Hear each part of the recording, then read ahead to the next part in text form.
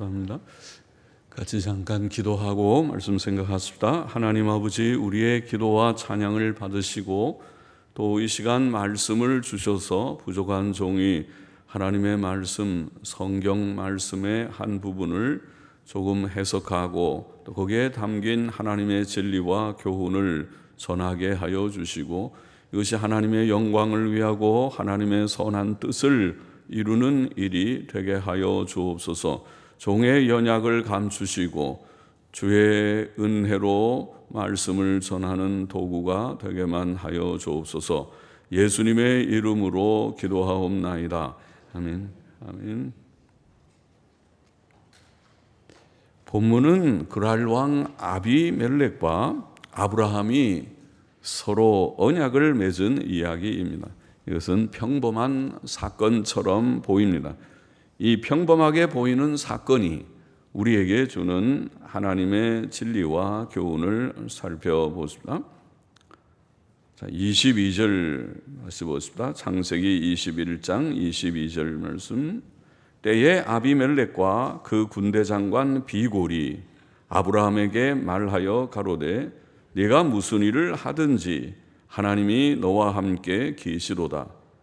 그런즉 너는 나와 내 아들과 내 손자에게 거짓되이 행치 않기를 이제 여기서 하나님을 가리켜 내게 맹세하라. 내가 내게 후대한 대로 너도 나와 너의 머무는 이 땅에 행할 것이니라. 아브라함이 가로되 내가 맹세하리라 하고, 끝까지 보십시다. 아브라함이 하갈과 이스마엘을 내보낸 때 즈음에, 그때에라는 말은 우리가 지난 시간에 생각한 대로 하갈과 이스마엘 때문에 가정에 갈등과 큰 고민이 생겨서 고민하다가 하나님의 지시대로 내어보낸 즈음에 그랄 왕 아비멜렉은 아브라함에게 찾아와 내가 무슨 일을 하든지 하나님께서 너와 함께 계시도다라고 말하였다고 기록하고 있습니다. 아비멜렉은 하나님께서 아브라함과 함께 계심을 느끼고 있었습니다. 이것은 경건한 아브라함에 대한 이방인의 놀라운 증거가 아닐 수 없습니다.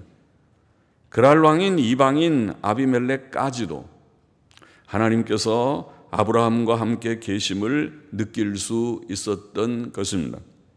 하나님께서 아브라함과 함께 하심이 이방인들에게도 증거된 것입니다.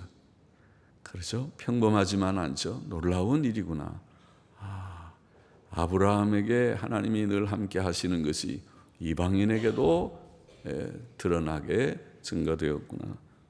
또 아비멜렉은 아브라함에게 그런즉 너는 나와 내 아들과 내 손자에게 거짓되이 행치 않기를 이제 여기서 하나님을 가리켜 내게 맹세하라.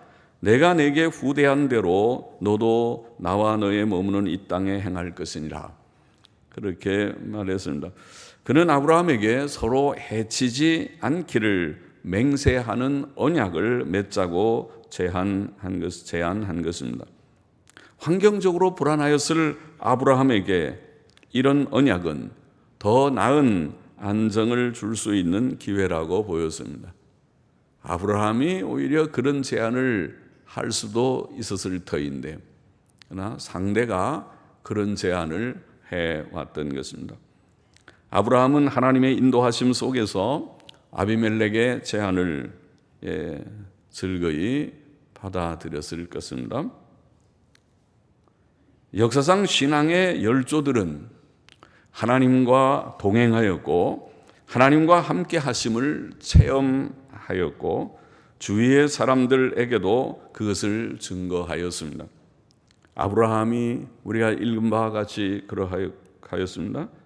그의 아들 이삭도 그러했습니다. 창세기 26장 28절에 보면 그랄 왕 아비멜렉은 이삭에게도 와서, 이제 아브라함이 이제 죽은 다음에 이야기겠죠. 이삭에게도 와서 여호와께서 너와 함께 계심을 우리가 분명히 보았으므로 우리의 사이 곧 우리와 너의 사이에 맹세를 세워 너와 계약을 맺으리라.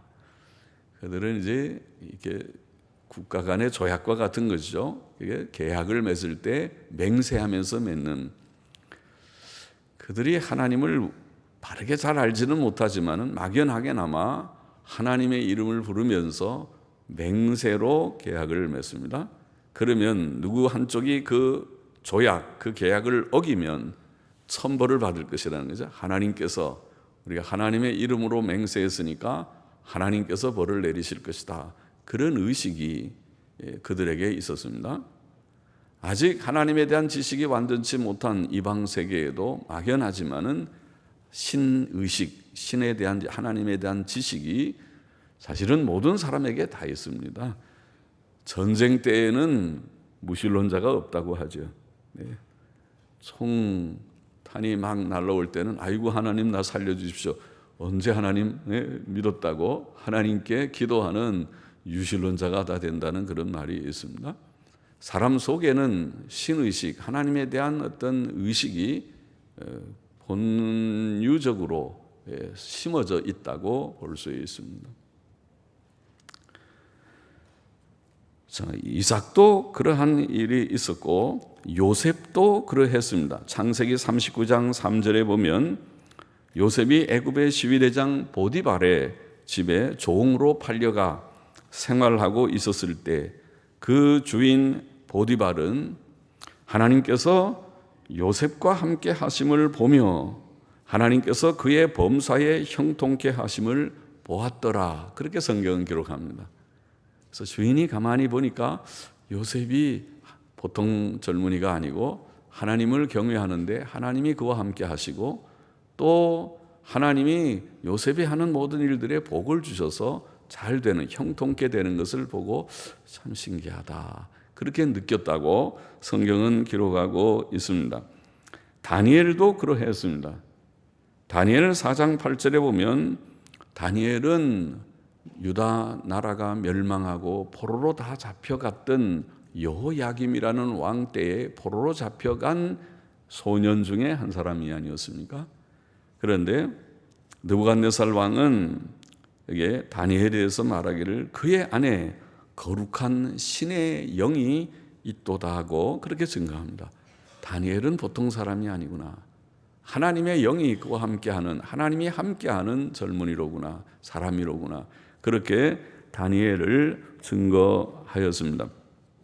하나님께서는 이와 같이 그들과 신앙의 열조들과 아브라함과 이삭과 또 요셉과 다니엘과 그 외에 많은 신앙의 열조들이 하나님이 함께 하시는 그런 삶을 살았고 또 하나님이 함께 하심을 때때로 주위 사람들에게 증거하는 그런 삶을 살았습니다. 25절 보십시다. 아비멜렉의 종들이 아브라함의 우물을 늑탈한 일에 대하여, 늑탈은 빼앗은 거죠. 원래 아브라함이 판 우물인데 우물 하나 파는 것이 옛날에 쉽지 않았겠죠. 아브라함이 판 우물을 아비멜렉의 종들이 빼앗은 일에 대하여 아브라함이 아비멜렉을 책망하며 아비멜렉이 가로되 누가 그리하였는지 내가 알지 못하노라. 너도 내게 고하지 아니하였고 나도 듣지 못하였더니 오늘이야 들어노라. 아브라함이 양과 소를 취하여 아비멜렉에게 주고 두 사람이 서로 언약을 세우니라. 그리고 아브라함이 계속 그리고 원문에는 그렇게 나와 있는데 영어 성경, 옛날 영어 성경처럼 그리고 아브라함이 7 암양 새끼를 따로 놓으니, 지금 양과 소 단수로 되어 있지만은 표현은 양들과 소들, 양과 소는 그것이 집합명사라고 그래서 집합명사라고 하네. 복수를 단수처럼 표현하는 표현을 쓰는 용어들인데 원어도 그렇고 영어도 그렇습니다. 영어도 양이라는 단어가 한 마리가 아니라 양떼를 가리키는 그런 말로 쓰이는 말이죠. 또 그래서 그리고 양들과 소들을 아비멜렉에게 주고 그리고 또 아브라함이 7 암양 새끼를 따로 놓으니 또 7 암양 새끼를 따로 아비멜렉에게 주면서 말하기를, 그 말이죠. 아비멜렉이 따로 놓으니 아비멜렉이 아브라함에게 이르되 이 7 암양 새끼를 따로 놓음은 어찌미뇨. 아브라함이 가로되 너는 내 손에서 이 암양 새끼 7을 받아 내가 이 우물 판 증거를 삼으라 하고 두 사람이 거기서 서로 맹세하였으므로 그곳을 부엘세바라 이름하였더라. 이렇게 기록하고 있습니다. 자, 아브라함은 아비멜렉의 종들이 자기가 판 우물을 빼앗은 일에 대해서 아비멜렉을 책망하였습니다. 그렇죠? 잘못한 것은 그래도 이렇게 지적도 하고 책망하는 것이 용기 있는 사람이죠. 그래서 책망을 했습니다. 또 아비멜렉은 자기가 잘 알지 못했다고 그것을 해명했습니다. 아브라함은 양들과 소들을 취하여 그에게 주었고 서로 언약을 맺었다고 본문은 기록하고 있는데, 그것은 아브라함이 그에게 자기가 판 우물을 돌려줄 그의 호의에 대한 보상으로서 그 양들과 소를 준 것 같죠. 그래서 양들과 소를 줄 필요도 없지만은 그 판 우물에 대해서 지적을 하고 책망을 하고 다시 돌려달라는 거죠. 그리고 이제 소들과 양들을 좀 주었어요. 또 아브라함은 암양 새끼 7을 따로 구별하여 그에게 주었습니다. 그러면서 그것이 자신이 그 우물을 팠다는 것을 증거하는 표라고 그렇게 말했습니다. 아브라함은 그곳을 부엘세바라는 말이 맹세의 우물이라는 뜻인데, 맹세의 우물 부엘세바라는 말로 불렀습니다. 그것은 그 두 사람이 거기서 맹세하며 서로 언약을 맺었기 때문이라고 기록하고 있습니다. 아브라함은 범사에 정당하고 너그럽게 처신하려고 애썼습니다. 그는 옳지 않다고 생각한 것에 대해 상대에게 지적하고 책망하기도 했지만은 양들과 소들 그리고 7 암양 새끼들을 선물로 줌으로써 상대방이 베풀 호의와 우정에 대해 미리 감사를 표하기도 하였다고 보입니다. 의와 선과 진실은 하나님을 경외하는 사람들에게 있어서 필수적인 덕목입니다. 사도 바울은 말하기를 너희가 전에는 어두움이더니 이제는 주 안에서 빛이라. 빛의 자녀들처럼 행하라. 빛의 열매는 모든 착함과 의로움과 진실함에 있느니라. 하나님을 잘 알지 못했을 때에 어두움 가운데 죄 가운데 살았을 때에는 그렇게 살지 못했다 하더라도 이제는 달라야 한다. 이제 하나님을 알고 빛의 세계로 나와서 하나님의 진리의 지식을 가지고 이제 하나님의 생명을 소유한 자들이 되고 이제는 하나님의 의 가운데서 바른 길을 걷는 인생의 정로를 발견했다고 할 것이면 당연히 거기에 수반되어야 할 것이 도덕성이다. 그렇게 말합니다. 착함과 의로움과 진실함. 도덕성이라고 우리가 말하는 사람이 착해야 된다는 거죠. 항상 정직하고 정정당당하고 누구에게 내놓아도 정정당당하게. 가난은 부끄러운 것이 아닙니다. 세상 사람들이 좀 놀릴 수는 있어도 그러나 자기가 부모에게 받은 유산이 없다든지 자기가 배운 것이 좀 부족하다든지 또 몸이 좀 약하다든지 여러 이유 때문에 돈을 벌지 못하는 수도 있어요. 자기는 게을러서 가난한 건 부끄러운 거지만은 열심히 살려고 해도 가난할 수 있어요. 그거는 부끄러운 것이 아닙니다. 정정당당하게만 살면. 그리고 하나님께서는 정정당당하게 사는 사람을 굶어 죽게 하지 않으시는 하나님이십니다. 성경의 원리가 그렇습니다.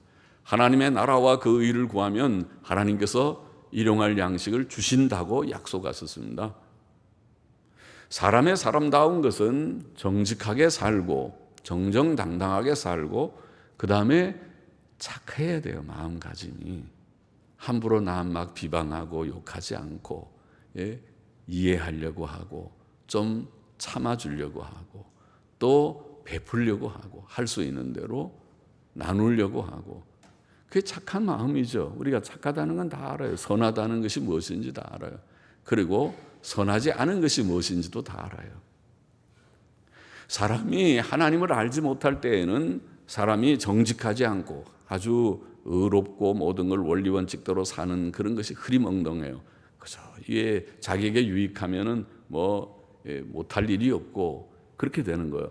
그러니까 그 정직이라고 하는 옳게 사는 것이 없고 착하지를 않고 또 거짓말을 밥 먹듯이 하고 이게 믿지 않는 세계의 삶의 그런 특징이라면은 여기에 바울이 말한 대로 믿는 빛의 세계에 들어온 하나님을 경외하고 이제 구원받았다고 생각하는 사람이라면은 특징이 달라야 된다는 것입니다. 정직해야 되고 선하고 착해야 되고 범사에 진실해야 돼요. 거짓말할 줄 모르는.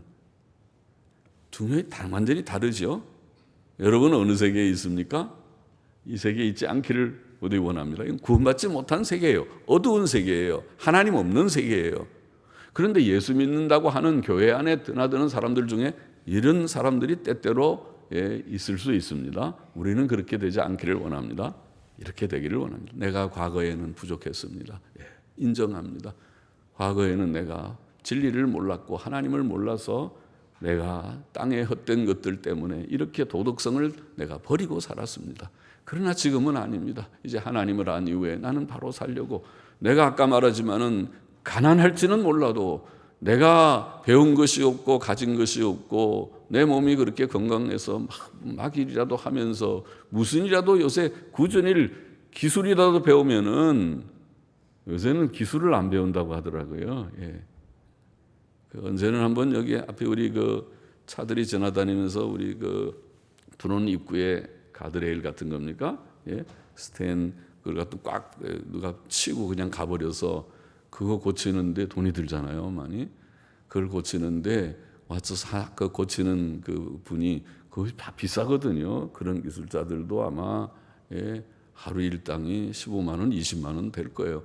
그런데 젊은이들이 그걸 배우질 않는다고 그러더라고요. 이 기술을 배우려고 하질 않습니다. 그래요. 사람들이 일자리가 없는 게 아니라 사람들이 쉽게 별로 노력하지 않고 돈 일당 20만 원, 몇만 원씩 벌기를 원하는 그런 사고방식이 있지 않느냐 생각돼요. 땀 흘려서 일하면서 뭐든지 자기가 고급 인력이 될 수 있는 실력이 있으면은 들어가서 책상에 앉아서 그 고급 인력들도 쉽게 그렇게 돈 버는 건 아니죠. 여러분들 회계사 같은 사람들이 쉽게 돈 법니까? 그들이 얼마나 복잡한 숫자를 파악하고 그거 정리하고 하는 그런 머리가 있으니까 돈을 벌지. 그렇지 않고 그냥 책상에 빈둥빈둥 있으면서 척척 비싼 월급 받고 하질 않아요. 그렇게 세상이 그렇게 하질 않아요. 그러니까 그렇지만은 그렇게 하든지 아니면 땀 흘려서 무슨 일을 해서라도 돈을 버는 이제 그렇게 해야 되는데 몸에 건강이 없거나 배운 것이 없거나 그래서 못하는 수도 있어요. 그건 결코 부끄러운 일이 아니라고 자기 할 수 있는 만큼 노력해가지고 얻는 소득을 가지고 살면 돼요. 그것이 굶어 죽겠습니까? 그렇게 해가지고 굶어 죽은 사람 별로 없어요. 사람이 게을러서 낭비해서 망하는 수는 있어도 열심히 살려고 하면 살 길이 다 있는 세상이라고 생각합니다. 하나님께서 그런 백성들, 주의 백성을 굶게 하지 않으시는 것입니다. 바로 사는 것과 바로 살지 않는 것은 차이가 분명합니다. 우리는 세상을 살면서 정당한 방법으로 돈을 벌어야 하고 불의한 방법으로 벌려해서는 안 됩니다. 잠언은 적은 소득이 의를 겸하면 많은 소득이 불의를 겸한 것보다 나으니라. 그런 말씀 알죠? 또 집사의 자격을 가르치면서 성경은 더러운 일을 탐하지 않는 자가 되어야 할 것이다. 모든 것을 정직하게 작게 벌어도 정정당당하게 벌고 사는 그 자가 훌륭한 자입니다. 하나님을 경외하고 그렇게 비록 좀 가난하게 세상적으로 조금 가난해도 그것이 그렇게 무슨 예수님도 가난했습니다. 우리가 역사의 훌륭한 인물들이 그렇게 부자가 아닙니다. 훌륭한 인물들이 가난하게 산 사람들이 많습니다. 가난이 그렇게 부끄러운 것이 아니란 말입니다. 그런 면에서 바르게 사는 인격성, 사람의 가치라는 것은 그의 인격성의 문제입니다. 신앙적으로 말하면 경건과 도덕성을 갖춘 그것이 사람이 가치가 있는 것이지 그거 없으면 인간도 아니다 그렇게 말하죠. 우리가 저 사람은 저건 사람도 아니야. 왜 그런 말 합니까? 도덕성, 인격성이 없으니까 하는 말입니다. 그렇게 살지 않는 우리가 되어야 하는 것입니다. 성경은 우리에게 심지어 원수까지도 사랑하고 그에게 선을 베풀라고 교훈합니다. 주께서는 말씀하시기를 너희 원수를 사랑하며 너희를 핍박하는 자를 위하여 기도하라. 이같이 한즉 하늘에 계신 너희 아버지의 아들이 되리니 이는 하나님이 그 해를 악인과 선인에게 비추게 하시며 비를 의로운 자와 불의한 자에게 내려오심이니라. 그래서 모든 사람에게 그저 잘해주면 돼요. 착하게 해요. 모든 사람에게 다 친절하고 힘이 있으면 선을 베풀고 힘이 없으면 못 베풀지만은요. 사도 바울도 아무에게도 악으로 악을 갚지 말고 모든 사람 앞에 선한 일을 도모하라. 똑같은 교훈이죠. 내 원수가 줄이거든 먹이고 내가 힘이 있으면 원수라도 먹이고 목마르거든 마시우라. 그리함으로 내가 숯불을 그 머리에 쌓아 놓으리라. 악에게 지지 말고 선으로 악을 이기라. 정말 멋있는 교훈이 아닙니까?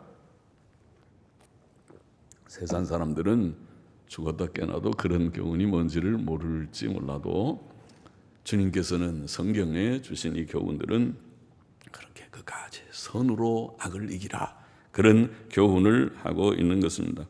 물론 이 말씀은 개인적으로 원수에게 자비를 베풀어야 함을 보이는 것이고 국가 간의 정당방위적 전쟁을 부정하는 것은 아닙니다.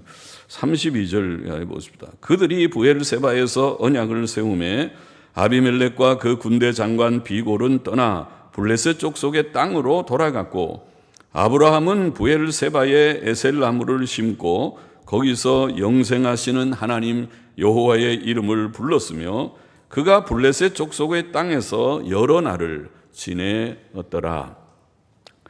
자, 아브라함과 아비멜렉은 이처럼 브엘세바에서 언약을 세웠고 그리고 이제 아비멜렉은 떠나가고 아브라함은 거기에서 에셀 나무를 심고 거기서 영생하시는 하나님 여호와 이름을 불렀다. 에셀 나무라는 언어는 타마리스크 나무 또는 위성류라고 하는데 사막지대에서 자라는 분홍색 꽃이 피는 작은 나무라고 그렇게 사전에는 설명되어 있습니다. 또 아브라함은 거기서 영생하시는 하나님 여호와 이름을 불렀다. 이것이 참 귀한 말씀입니다. 영생하시는 하나님이라는 원어를 보니까 그냥 영원하신 하나님 이런 단어입니다. 아브라함은 영원하신 하나님 여호와를 믿었습니다. 하나님께서는 영원히 스스로 계시는 하나님이시며 천지 만물은, 우리가 사는 이 천지 만물은 바로 영원자 그분이 만드신 것입니다. 그는 천지 만물을 창조하시기 전부터 계셨습니다. 성경 창세기 1장 1절 태초에 하나님이 천지를 창조하시니라. 이 모든 천지 만물은 태초의 맨 시간의 처음에 하나님이 만드신 것이다. 그러면 그 하나님은 바로 이 창조세계 전부터, 창조세계 이전은 영원세계입니다. 영원하신 하나님이심을 창세기 1장 1절이 증거하고 있는 것입니다. 그러므로 창세기를 쓴 모세는 시편 90편 1절 2절에서 주여 주는 대대에 우리의 거처가 되셨나이다. 산이 생기기 전 땅과 세계도 주께서 조성하시기 전 곧 영원부터 영원까지, 창세기 1장 1절 이전에 모든 것을 창조하기 전에 그는 영원부터 영원까지 주는 하나님이시니이다. 그렇게 모세는 고백했던 것입니다. 천지 만물을 창조하시기 전부터 계신 영원하신 참 하나님을 아는 그것이 바른 종교고 참 경건이고 거기에 구원과 영생이 있습니다. 천지 만물은 인류 역사 6천년을 지나면서 낡고 쇠하여 가고 있습니다. 시편 102편은 천지는 없어지려니와 주는 영존하시겠고 그것들은 다 옷같이 낡으리니 의복같이 바꾸시면 바뀌려니와 주는 여상하시고, 똑같다는 항상 동일하시고 주의 연대는 무궁하리이다 라고 말하였습니다. 성경은 해 아래에 있는 모든 것이 헛되다고 말하고 모든 육체는 풀과 같고 그 모든 영광은 풀의 꽃과 같으니 풀은 마르고 꽃은 떨어진다고 말하고, 그러므로 주께서는 제자들에게 썩어질 양식을 위해 일하지 말라고 말씀하셨다고 기록하고 있습니다. 세상의 모든 것은 다 낡아지고 쇠해지지만 오직 한 분 하나님께서는 영원하시고 불변하시며 그의 말씀도 영원하시고 불변하십니다. 창세기 21장의 평범하게 보이는 이 이야기는 우리에게 몇 가지 귀한 교훈을 줍니다. 첫째로 방금 우리가 읽은 바와 같이 우리가 섬기는 하나님께서는 영생하시는 하나님, 영원하신 하나님이십니다. 아브라함은 부엘세바에서 영생하시는 하나님, 영원하신 하나님 여호와의 이름을 불렀다고 본문은 기록하고 있습니다. 태초에 천지를 창조하신 하나님께서는 영원 전부터 계신 자이십니다. 천지 창조 이전은 영원 세계입니다. 주께서는 요한계시록에서는 나는 알파와 오메가요, 처음과 나중이요, 시작과 끝이라. 우리 인생은 진짜 이 유구한 역사 속에 성경이 말하는 문자적으로 6천년의 역사는 굉장히 긴 것입니다. 사람들은 뭐 몇십만 년, 몇 억 년 얘기하지만은 어림도 없는 얘기를 하고 있습니다.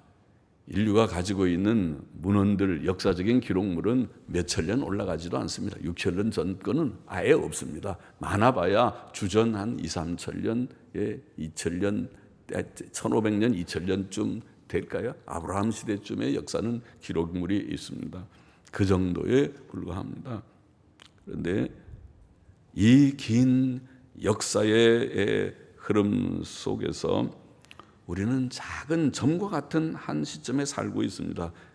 출생, 생일이 몇 년, 몇 월, 며칠, 사망, 우리가 다 무덤에 가보면 출생 며칠, 언제, 사망일 언제 쓰는 짧은, 긴 6천년도 엄청 긴 것인데 긴 역사 속에 짧은 한 토막을 사는 것뿐입니다. 그러나 하나님은 뭐라고요? 시작과 끝이 되시는 알파와 오메가.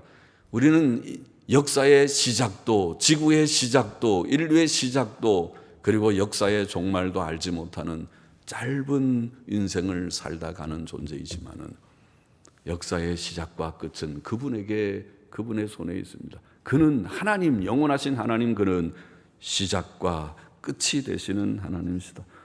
요한은 그의 서신에서 아비들아, 내가 너에게 쓰는 것은 너희가 태초부터 계신 이를 알미요. 태초부터 계신 하나님, 영원하신 하나님을 알고 계십니까? 그것이 믿음입니다. 아는 자들이 다 되기를 원합니다. 우리가 그렇습니다. 우리가 하나님의 은혜로 하나님을 알게 됐습니다. 영원하신 하나님을 알게 됐습니다. 영원하신 하나님, 한 분 하나님과 그의 아들 예수 그리스도를 아는 것이 영생이라고 주님은 친히 말씀하셨습니다.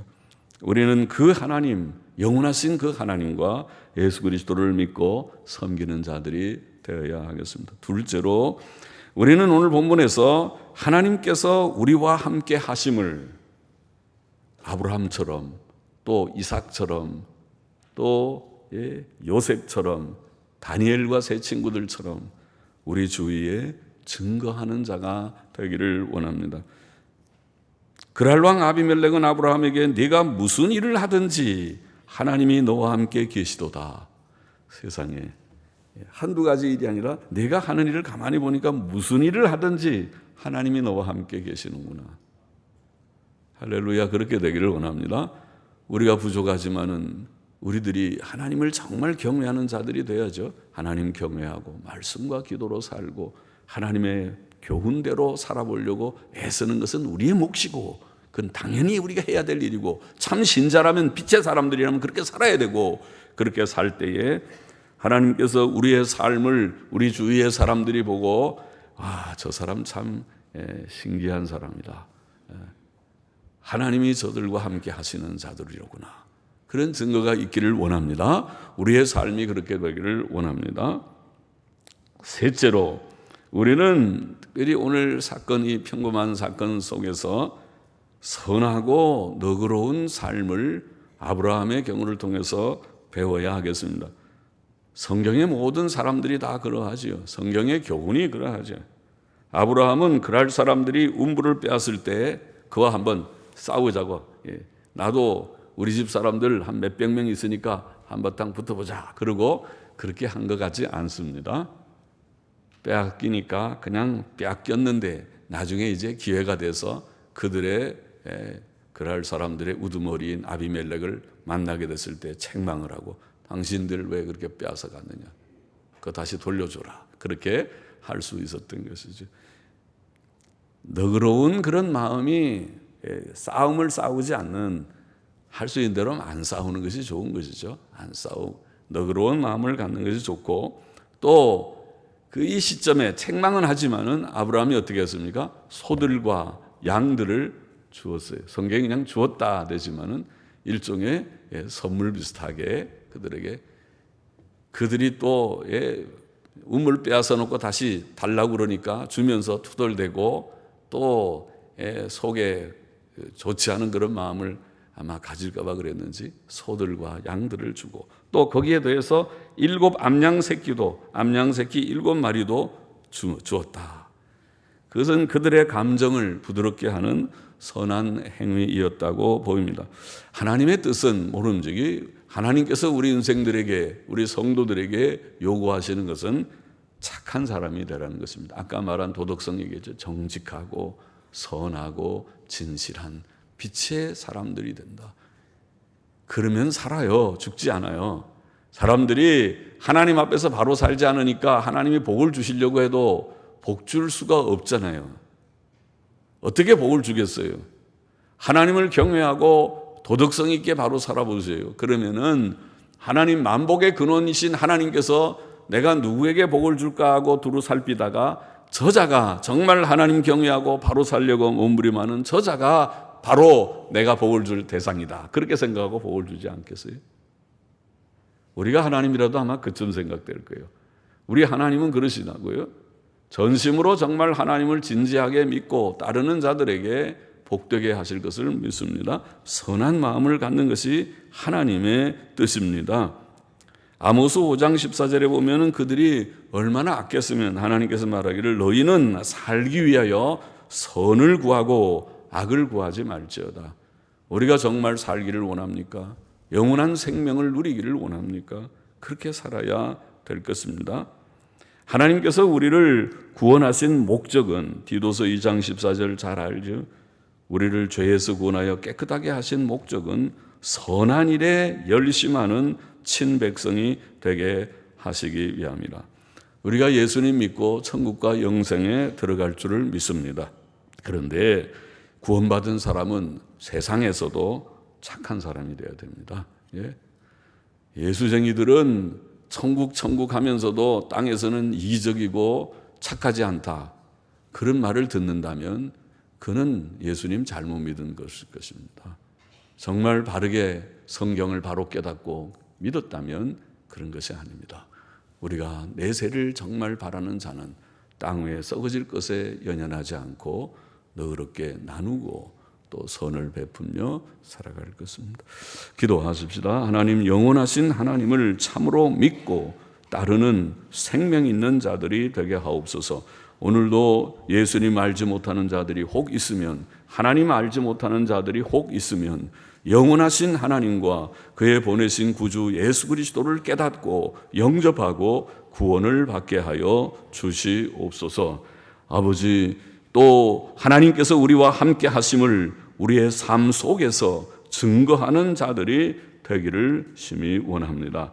하나님께서 뜻하신, 교훈하신 대로 우리가 선하고 너그러운 삶을 땅 위에서 실천하다가 천국 가게 하여 주옵소서. 예수님의 이름으로 기도하옵나이다. 아멘.